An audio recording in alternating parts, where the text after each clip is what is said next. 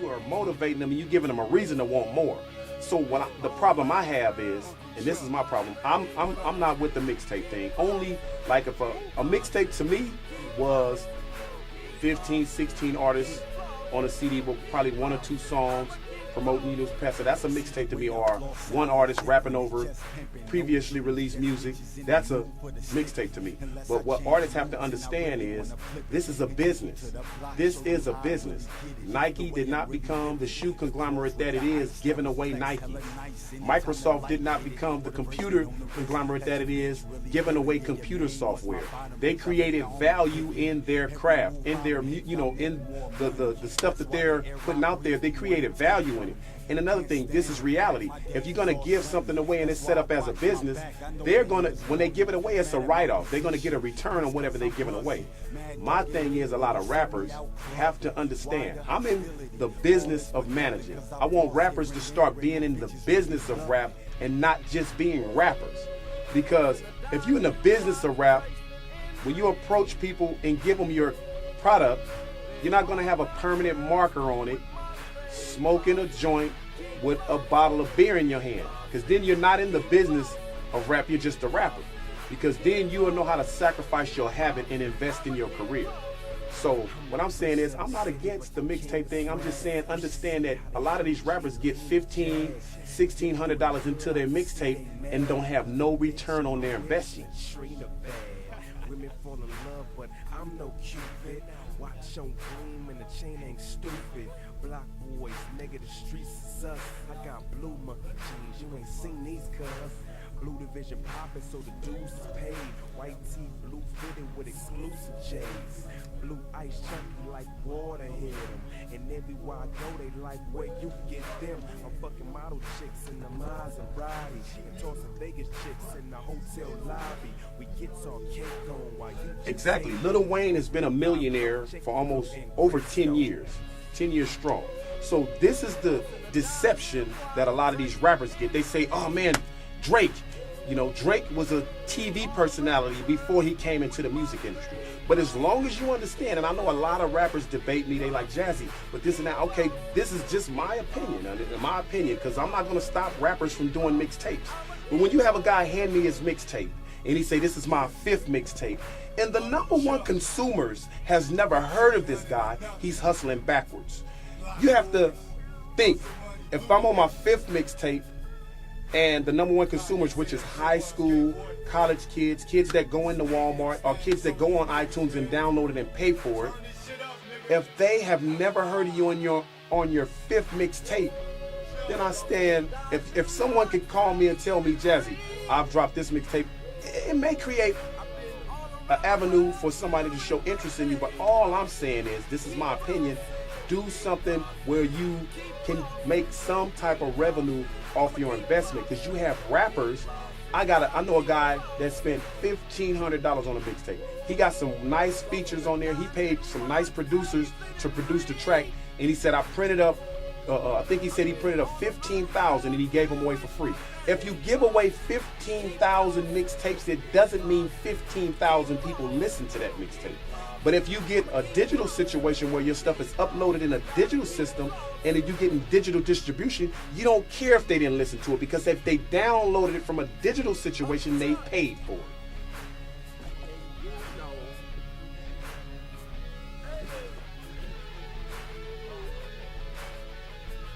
What's up, big boy?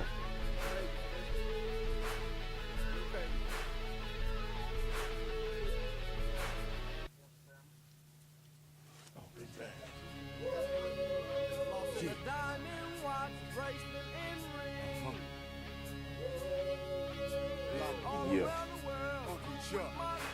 What up, nigga? Just,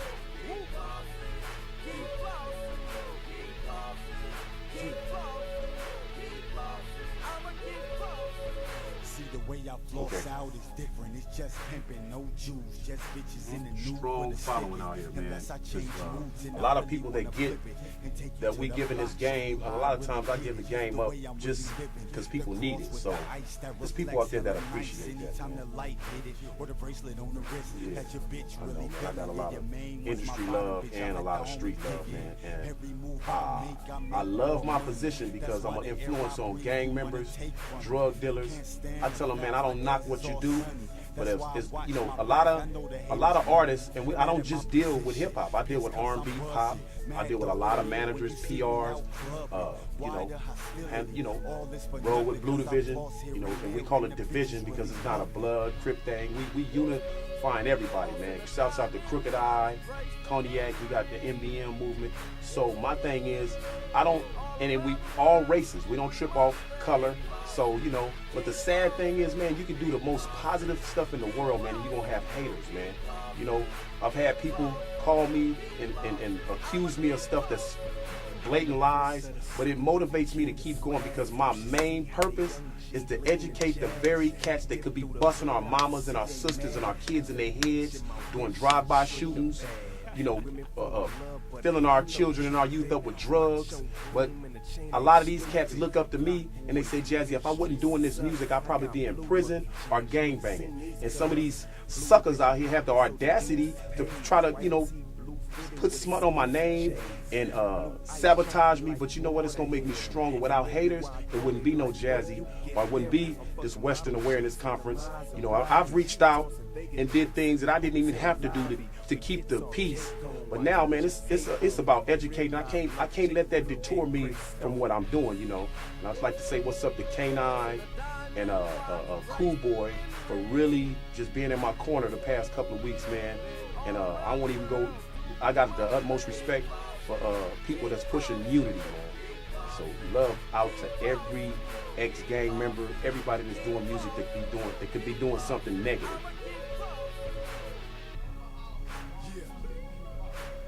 Well, you know, the conference came about, man. You know, first of all, we put this together because it's some young guys by the name of C Nice, Roosevelt. They have a movement called Black Friday. Some young soldiers, man. You know, it was an incident that went on, and it came to my attention, and I met him, and I'm like, spoke to Roosevelt on the phone, and I'm like, man, you know, for him to be a young guy, man, very intelligent, spoke very articulate, and I seen the soldier in him for peace and what they were pushing, you know, and I felt like my guidance and my knowledge, and they embraced me because I came on and they heard a lot about me, and we met each other. And Black Friday is not a rap group; it's a movement that they're pushing. And I met Roosevelt, and I'm like, man, you know, I like this cat, man. Then he introduced me to his buddy C Nice. And, you know, but when I first met them, they were still like, you know, I guess they kind of felt that I wasn't, like my name was too big and my credibility in the game. I was just talking to them and then I'll go on about my business. But I embraced them, you know, and because they know I'm, you know, good with everybody in the game, from Glasses, you know, everybody that got a name in the game, man. And so they came to me with the name, and I said, okay, you know. And we sat down. It was my idea to involve everybody because a lot of people, I deal with dancers. So Cool Boy, which is a pop locker, he was at my studio. He said, Jazzy, you know what, man? I know you're more than capable of putting a conference together, but please don't just involve rappers, producers, and DJs. He said, because I dance, and I can bring that element. I said, you know what? So I thought about it, and then Roosevelt and C Nice, they were like, yeah, we need to involve everything. So I said, let's involve everybody, from dancers, pop lockers, makeup artists. And we were going to have our conference in April, but we pushed it back because so many people was like, Jazzy, I appreciate what y'all doing. We need that.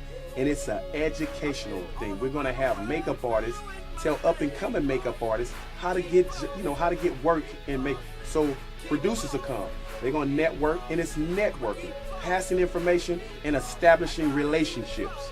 This is not a showcase. So, you know, and I think it's much needed out here because we'll have a DJ conference that's only kind of geared towards the DJs. And then we'll have a hip hop conference that's only geared towards hip hop. All genres of music is going to be here. Hip hop might stand out a little stronger, but we're gonna have people from the jazz, this cast that's coming, because education defeats all boundaries.